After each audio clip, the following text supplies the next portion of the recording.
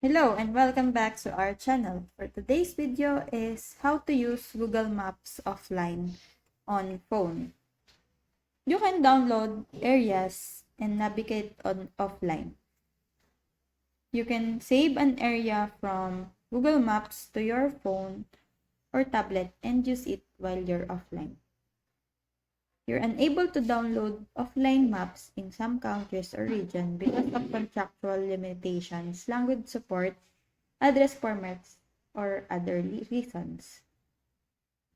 So first thing you're gonna do is download a map to use offline. So if you don't have yet the maps on your phone, just make sure to download it from App Store or Play Store. Now, I already have on my Google Maps, so open that.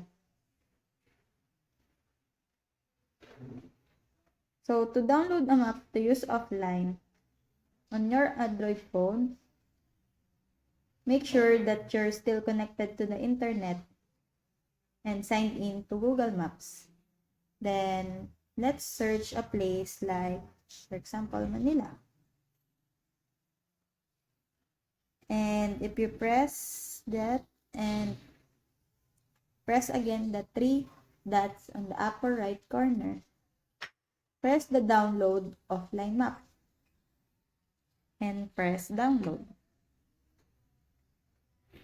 Now, the download started, and if you use it offline, you can use Google Maps just like you normally would. If your internet connection is slow or absent, your offline maps will guide you to your destination as long as the entire route is within the offline maps. So I hope that this video helps. If you have any questions or comments, kindly put it in the comment section below. And if not, don't forget to subscribe and like. Thanks!